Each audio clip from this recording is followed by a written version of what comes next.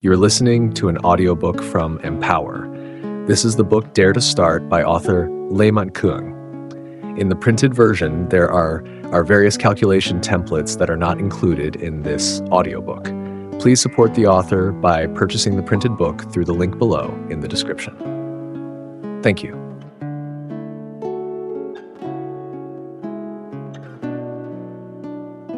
From Boredom to Love. When God called Moses to be the leader to save the nation of Israel from slavery in Egypt, God said to Moses, "I have clearly seen my people oppressed in Egypt. I have heard their cry." Exodus 3. How did God see it? Clearly. What was clearly seen? The oppression. What was heard? People's cry. Do not think this applies only to national heroes who rescue others from suffering. This applies to business as well. Every product or service of any business is created to solve a problem or ease someone's pain, and that person is your target audience.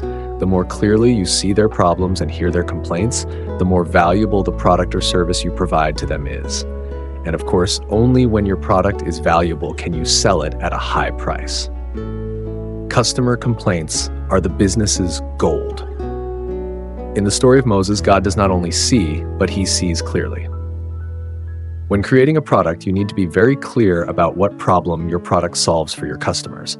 To do so, you need to see very clearly what their problem is. I have met many people who started a business very creatively and with a very interesting idea, but they did not understand what was the pain or the problem they were solving for the customers, and they often could not succeed. 3 levels of business people. Level 1, business for money. A lot of people are at this lowest level. The biggest goal is to get money. They defy and are willing to trade moral values for money. One day, on the way back to the city, we stopped at a garden to buy star apples. My wife loves to eat this fruit. It was also bought from farmers, and it must be safe because it was near the garden. When we got to the city, we started eating and discovered that each fruit had a very bitter part. When we looked closely, we could see a puncture mark on each fruit. We began to feel nausea almost immediately. You know this feeling. When you realize you have just eaten a certain chemical, you immediately feel uneasy, right? We felt very uncomfortable in our bodies, had to throw away all those star apples and could not eat any. That farmer was not as gentle and honest as we thought. That person was willing to inject chemicals into food to keep it last longer without caring for the consumers. Once, my wife went to the market to buy fruits from a familiar fruit vendor. She said, "Do not buy this orange, it contains chemicals. I am afraid I do not have any clean fruit for you today." My wife left, and she felt grateful for the vendor's good intentions. But if she is such a good person, how come she is still selling chemical oranges? She only treats my wife nicely because she is a regular customer. As for the others, she could not care less about how they lived or died. She is on a slightly higher level than business for money, but basically she is only helpful to others when it benefits her. She is still willing to trade her moral values for what she wants. Level 2, business for ego. At the ego level, it is to prove who I am to someone, to prove that I am a talented and successful person so that I can be respected and loved in the end. To this extent, people can be successful in their careers, but their lives are like a mouse running in an iron cage because they have to continue to maintain their success and status. At some point, they will be exhausted by the rigors of business, which will lead them to the grave. Our lives need to be much simpler and more pleasurable. It is a life in which you are satisfied and give away your values. You receive value in return, so you can give more and longer. I would like to introduce you to level 3 of business. Level 3, business for the mission of helping. Do not confuse it with a charitable social enterprise or a humanitarian organization. I do not mean to encourage you to start such organizations. I encourage you to do business and make a profit. If you believe your mission is to help people, your product must be a solution to help others solve their pain point, whether it is the pain point of marriage, career, relationships, appearance, or income. If you believe that helping people is a mission, then you need to sell that solution to get your money back. Because only when they pay for your solution will they have the following 2 mentalities. 1, they will be motivated to use your solution. There are so many free books on our shelves that are sitting there pointlessly. How many free pieces of advice are not appreciated? I once paid around $1,000 to attend a 2-day class. I remember saying to my partner at lunch on the first day, "We have already lost $250 for half a day, and we have not learned anything yet." Because the price I paid was high in comparison to my income at that time for just 2 days of classes, I wanted to recoup the value worth the spent money. It occurred to me to think how many people holding this book in their hands feel the same way I do. You must reclaim the value that is worth the cost you paid for the book. 2. They will curse if the product fails to deliver on its promises. Once they have paid for our solution product, if it does not solve their problems as promised, they will be motivated to curse us, and we will have to work hard to deliver on our promises. There are many community development programs from humanitarian organizations that do not really develop the community, but not a single community dares call them useless disbursement programs because they are provided for free. I spent several years working intermittently in Cambodia, where many humanitarian organizations operate. They come to distribute money to alleviate poverty, but it seems to me that receiving gifts motivates many people to stay on the sustainable poverty list in order to continue receiving gifts the next time. These people will not celebrate when they are declared out of poverty list. In fact, escaping poverty is a terrifying thought for them. They had completely lost motivation to overcome difficulties. They express gratitude for all gifts, whether useful or not. If you teach them, you can teach them nothing.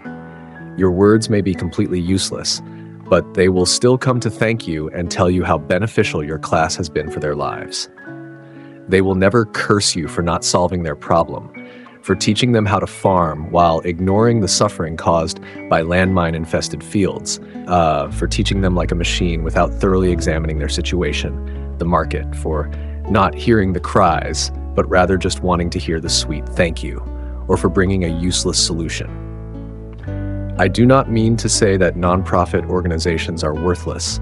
I only feel sad when nonprofit activities are run by people who are ignorant or even irresponsible. In business, we cannot be irresponsible toward our customers, because if we are, they will never let us get away with their paid money. In startup training courses, I often tell every student to have their products tested before they go on sale. Once, a friend of mine wanted to open a grilled spring roll restaurant. That day, this friend called and offered to throw a feast right in our office for lunch by making grilled spring rolls. Everyone in the office was happy, especially the cook, because she did not have to cook for everyone that day. That afternoon's meal was pleasant, and then he asked, "Do you think my spring rolls are delicious?"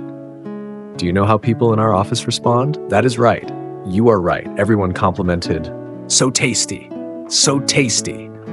My friend smiled brightly. Looking at his smile, I guessed he was dreaming of a restaurant full of customers with the words he had just heard. "So tasty, so tasty."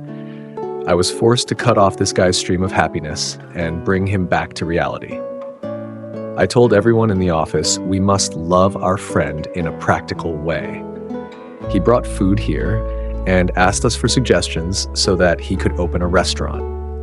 I want you to imagine that this person is someone we do not know. In a little while, you will have to pay the full price of today's meal. I want people to figure out what can make this meal better so that when he opens the restaurant, it is going to be really successful. Do not just say pleasant words. It will not help our friend succeed. Do you know what happened? When people put themselves in the position of having to pay, they began to analyze. The sauce is too thick. The spring rolls are too greasy, preparation took too long, serving looks too ugly, it is too expensive, and all sorts of things. And that is exactly what you need to hear to be successful in the long run. You have to be alive to be able to help. Only when they pay for your solution can you help more people for a longer period of time. And that is a win-win solution. There are many people who have a good solution, but because they give it away for free, they cannot give anymore after a while. At this point, there are only two options. One is to not help anymore. The other is to ask someone else for money to continue helping.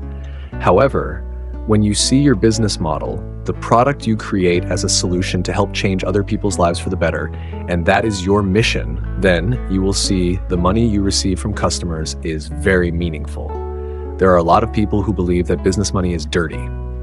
If you consider business money to be dirty money, then I am afraid that the richer you are, the more guilty you will feel.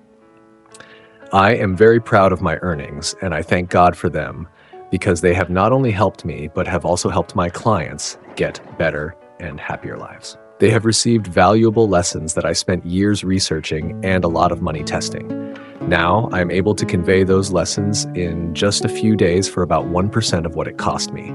And if it does not solve their problem, they have the right to curse me and get their money back if they want. Over the years, I have never had a client ask for their money back, nor have I been cursed by any of them. In fact, the majority of my training participants have reported that their lives have become more positive, happier, and they gain a higher income. For me, making their lives happier, their families closer to each other, and their businesses stronger is my mission. And aside from helping others, one of the most noble missions of my life is to help them realize Jesus is the Savior of their lives. What is your mission? Sounds too big? When Jack Ma created Alibaba, he wanted to solve the problem of women who wanted to stay at home with their children while also running an online business. He helped solve this problem by 1. Creating a sales website, 2. Forming a group to transport goods from seller to buyer, 3. Developing an express payment method, and a few other things. And if you listen to Jack Ma speak, you will notice that he often says, "My mission is to help women and those who do not have the opportunity to find work." He speaks out about the pain point of those women staying at home with their children without income. He talks about the pain point of men who cannot get a job. Then he always asserts that his mission with the Alibaba website is to help create jobs. Alibaba is now huge, but they did not start big. They started very small. However, because the pain point is so great, their mission is also too strong to drive Alibaba. There may be other reasons, but this is an important reason why the business is so great today. What is your mission? Does mission sound too big? Then answer the following question. What problem does your product solve for buyers? Is it acne treatment? Perhaps your mission is to help people out of their low self-esteem because of acne. Treatment for armpit odor? Maybe your mission is to help others gain confidence in their lives. Teaching foreign languages? Perhaps your mission is to help students open the door to the future by teaching them another language. Coffee shop for teenagers? Provide a space for young people to gather and cultivate creativity. Whatever it is, it will have to solve a pain point for the recipient, the customer. If Moses had not come and led Israel out of Egypt, we would not have a great man. If David had not been king, Saul would have remained king and harmed the Israelites. If you do not respond to your mission and do not turn solutions, products, and services into a mission, perhaps the world will lose a great person. Many people's pain points will go unresolved. I am grateful to the man who overcame so much difficulty to create the computer, allowing me to type this book for you to read. Without them, I would still have to live with the pain point of sharpening bamboo, and this book might have been much more difficult to come out. Perhaps your product will change the world one day. But for now, let's start by defining it as your mission, or define it as the mission of your life, at least for the next 5 years. What is your solution? What is your mission? Please write it down. You have your business mission already. Jeff Bezos said, "If you want to succeed, you must be willing to be misunderstood for long periods of time." Are you ready to pay for your mission? Please stop. Do not go to the next page. Tell at least 5 people about the pain point you want to solve. Tell them you regard this as a personal mission. Someone will say wow to your mission. Someone else will laugh and call you vain. It does not matter. You need to speak so that your own ears can hear, and it will be like a promise to those who have heard you, so that the responsibility of that promise can carry you through the tough times when you are about to give up in order to keep going and make your dreams come true. Summary. 1. Business is a mission to help people. See clearly the sufferings of other people's problems and create solutions that make their lives better. 2, only when there is a value exchange can you get real feedback and grow.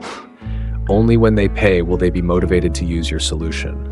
Only when they pay will you be able to help more people in the long run. 2 actions to take right now. 1, write down your business mission as a commitment to overcome obstacles on the way to success. 2, write down your mission story with the following content. I, who are your customers? I, what challenges do they face? He, how do you feel when you see them in that challenge? IV, you decide to create the product as a solution for them. V, how better and happier will they feel after using your solution?